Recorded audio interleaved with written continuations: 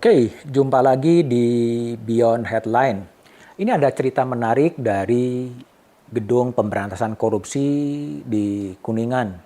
Ada curhat dari Ketua KPK Nawawi Pomolango yang mengeluhkan katanya tidak pernah diundang atau bertemu dengan Presiden Jokowi untuk membicarakan masalah korupsi. Itu adalah curhat yang didengar oleh wartawan karena disampaikan kepada wartawan. Kemudian itu direspon oleh pihak istana yang mengatakan bahwa justru itu untuk menjaga independensi dari Komisi Pemberantasan Korupsi. Bagi saya pribadi, curhatan ini menjadi agak aneh dan agak janggal ya. Mendua mungkin sifatnya. KPK memang telah ditempatkan sebagai rumpun kekuasaan eksekutif berdasarkan putusan Mahkamah Konstitusi. Kalau masuk dalam rumpun kekuasaan eksekutif, memang selayaknya menjadi bagian dari kekuasaan dari Presiden Jokowi. Sehingga kalau kemudian Ketua KPK tidak pernah diundang oleh Presiden Jokowi untuk mendialogkan, mendiskusikan soal kekuasaan, saya pikir itu juga menjadi agak yang aneh. Tapi sebaliknya untuk menjamin independensi dari KPK memang sebaiknya tidak terlalu penting untuk bertemu dengan Presiden Jokowi. Asal kemudian KPK melakukan langkah-langkah dan tindakan-tindakan sesuai dengan agenda pemberantasan korupsi. Banyak pekerjaan rumah dari KPK yang harus segera dilakukan untuk meraih kembali kepercayaan publik.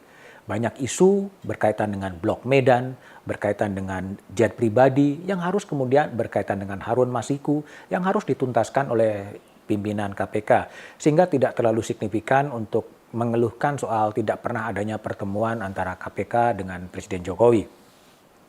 Yang juga menjadi penting dan ini menjadi pertaruhan besar dari KPK 2024 ke 2029 adalah bagaimana pansel KPK, bagaimana Presiden Jokowi atau malah Presiden Prabowo Subianto memilih capim-capim yang tepat, capim-capim yang memang punya integritas, capim-capim yang memang punya keberanian untuk memberantas korupsi, satu hal.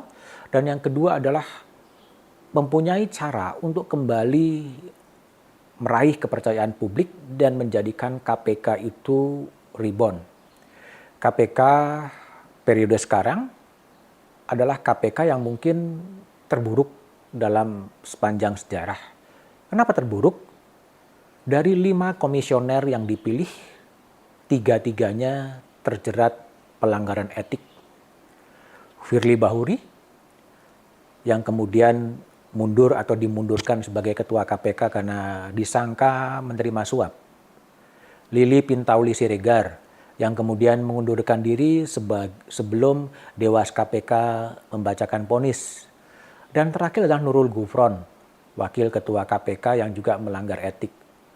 3 dari 5 pimpinan KPK itu melanggar etik. Dan ini adalah kegagalan. Kegagalan dari pansel KPK, kegagalan dari pemerintahan Presiden Jokowi, dan juga kegagalan dari DPR. Bagaimana mungkin 3 dari 5, 60% dari capim KPK itu kemudian terkena pelanggaran etik.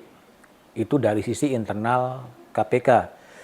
Dari sisi luar, indeks pemberantasan korupsi Indonesia skornya adalah 34. Sangat jelek dibandingkan dengan capaian-capaian yang pernah dicapai oleh KPK.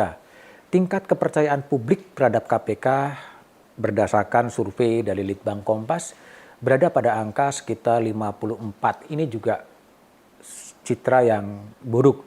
Inilah tentunya tantangan bagi pansel KPK, tantangan bagi Presiden Jokowi, tantangan juga bagi Presiden Prabowo untuk memilih capim-capim KPK yang sekarang sedang diseleksi oleh capim KPK dan sudah terpilih 20 nama. Nama-namanya bisa dilihat siapa-siapa itu.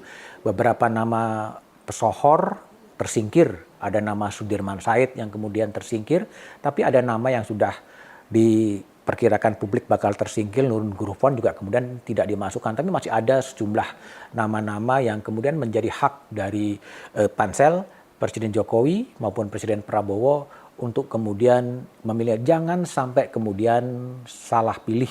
Memang yang dibutuhkan adalah orang-orang yang memang punya integritas, yang punya komitmen untuk memberantas korupsi, agar komitmen dari Presiden Prabowo bahwa akan mengejar koruptor sampai ke Antartika sebagai dengan pasukan khusus itu bisa diwujudkan. Bagi Presiden Jokowi inilah kali ketiga Presiden Jokowi memilih calon pimpinan KPK. Yang pertama adalah ketika eranya Pak Agus Raharjo, ya itu juga dipilih oleh Jokowi, dan kemudian pada era yang sekarang.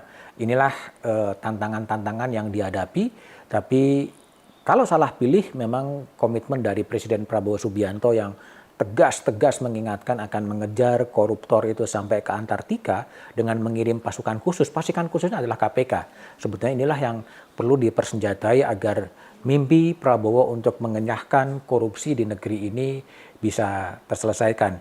Sekali kemudian capim KPK, Presiden Jokowi atau DPR baru yang akan memilih, bisa saja kemudian korupsi akan terus merajalela, korupsi terus akan menjadi sarana untuk mengeruk keuangan dari bumi ini untuk kepentingan para elit-elitnya. Jangan sampai kemudian terjadi lagi salah pilih dari pimpinan KPK dan menjadikan korupsi akan semakin berurat, berakar dalam tubuh Republik ini.